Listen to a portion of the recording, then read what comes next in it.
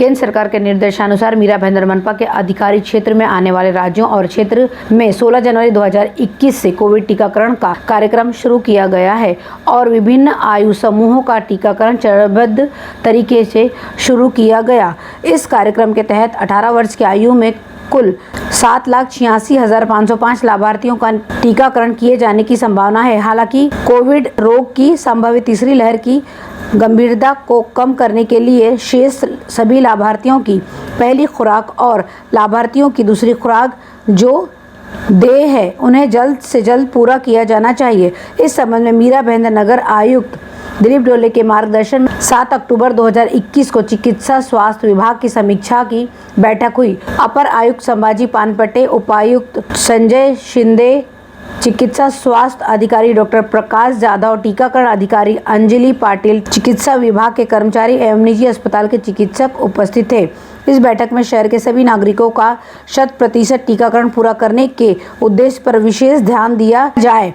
इन उद्देश्यों को पूरा करने के लिए 8 अक्टूबर 2021 से 14 अक्टूबर 2021 तक पूरे राज्य में और मीरा भाईंदर शहर में एक विशेष कोविड टीकाकरण अभियान यानी मिशन कवच कुंडल चलाया जा रहा है। इस पहल में आवास परिसर के साथ साथ औद्योगिक क्षेत्रों में भी कोविड टीकाकरण का आयोजन कर टीकाकरण अभियान चलाया जाएगा।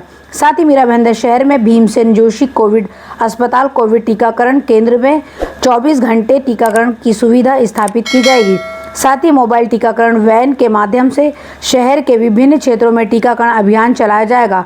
होम कॉम्प्लेक्स औद्योगिक केंद्र को टीकाकरण विशेष सत्र के लिए टीकाकरण@doorstep@gmail.com के माध्यम से अनुरोध पत्र पर जमा कराया जाएगा।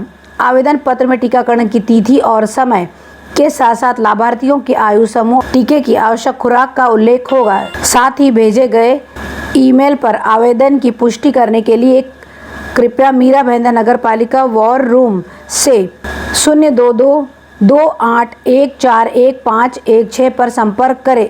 टीकाकरण सूत्र की सूचना प्राप्त आवेदन पत्र के साथ संबंधित आवास परिसर औद्योगिक केंद्र को उपलब्ध कराई जाएगी तथा उस दिन संबंधित स्थान पर टीकाकरण सत्र का आयोजन किया जाएगा। इसी प्रकार सभी स्वास्थ्य केंद्रों पर ब्रह्म रोगी जांच के लिए आने वाले हितग्राहियों को सुबह 9 बजे से शाम के 4 बजे तक टीकाकरण की सुविधा उपलब्ध रहेगी। एक स्वास्थ्य कार्यकर्ता द्वारा लाभार्थियों को टीकाकरण केंद्र में भेजा जाएगा। पुलिस और वार्ड समिति के अधिकारी यह सुनिश्चित करेंगे कि फेरी वाला, रिक्शा चालक, बस यात्री, दुकानदार, मॉल और होटल कर्मचारी रेलवे स्टेशन के बाहर एक या दोनों खुराक ले चुके हैं या नहीं। शिवसेना विधायक Pratap Sarnaik Mumbai coastal road marine highway को मीरा भाईंदर तक लाने का लगातार प्रयास कर रहे हैं। इस बाबत सरनाईक ने केंद्रीय सड़क परिवहन एवं राजमार्ग मंत्री नितिन गडकरी से विस्तृत चर्चा की है। सरनाईक ने कहा है कि महाराष्ट्र के लोकप्रिय मुख्यमंत्री उद्धव ठाकरे का कोस्टल रोड एक ड्रीम प्रोजेक्ट है। भविष्य के ट्रैफिक जाम से बचने के लिए मरीन हाईवे तेज परिवहन के लिए एक बढ़िया विकल्प है। मुंबई में मरीन हाईवे पर काम जोरों पर है। पहले चरण में मुंबई से वर्सोवा तक का समुद्री मार्ग मीरा भाईंदर तक बढ़ाया जाए। चूंकि मीरा भाईंदर मुंबई से सटा हुआ है, यहां से हजारों लोग प्रतिदिन मुंबई की तरफ जाते हैं, जिन्हें घंटों ट्रैफिक जाम की समस्या से लड़ना पड़ता है।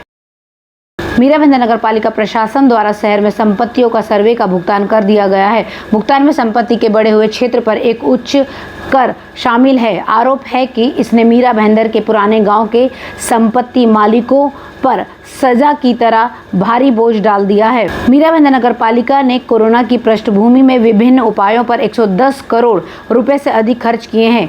इसमें से सिर्फ 24 करोड़ 40 लाख की नगर पालिका को राज्य सरकार से अनुदान मिला था। बाकी खर्च नगर पालिका को वहन करना पड़ा था, जिससे खजाने पर दबाव पड़ा। इसलिए वित्तीय संकट का सामना करने के लिए पालिका ने हर साल की तुलना में इस साल 3 महीने पहले ही संपत्ति कर का आवंटन शुरू कर दिया। मीरा भाईंदर नगर पालिका क्षेत्र में करीब 3.5 लाख संपत्ति करदाता हैं। इनमें से 2.5 लाख से अधिक आवासीय हैं और 55,000 वाणिज्य करदाता हैं। इन सभी संपत्तियों का सर्वे कर बिना अनुमति बढ़ाए यदि क्षेत्र की उपयोगिता की जाती है तो तदनुसार नगर पालिका प्रशासन ने कोलब्रो ग्रुप नाम की एक निजी कंपनी को करीब 20 करोड़ रुपए का ठेका दिया है। जैसे कि इस कंपनी द्वारा कुछ सर्वेक्षण कार्य पूरा कर लिया गया है। इस वर्ष के अनुसार संपत्ति भुगतान आवंटित किया गया है। इसमें संपत्ति के मालिक शामिल हैं जिन्होंने बढ़े हुए क्षेत्र का उपयोग किया है, इन पर पिछले 6 साल यानी कि 2015 से टैक्स लगता है।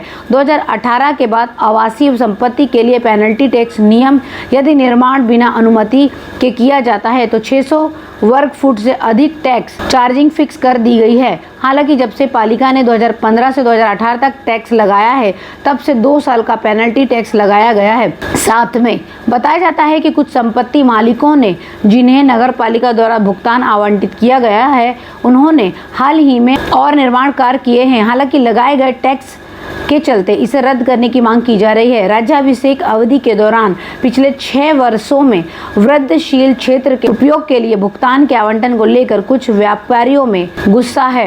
मीराबंद नगर पालिका के उपायुक्त रवि पवार ने कहा है कि नगर पालिका के सर्वे के बाद संपत्ति कर का भुगतान कर दिया गया है। जिन संपत्ति मालिकों का निर्माण 2008 से पहले रजिस्टर किया गया है उन पर कोई कर लगाया नहीं गया है। 2008 के बाद अधिक अनधिकृत निर्माण करने वालों से ही बढ़ा हुआ कर वसूला गया है।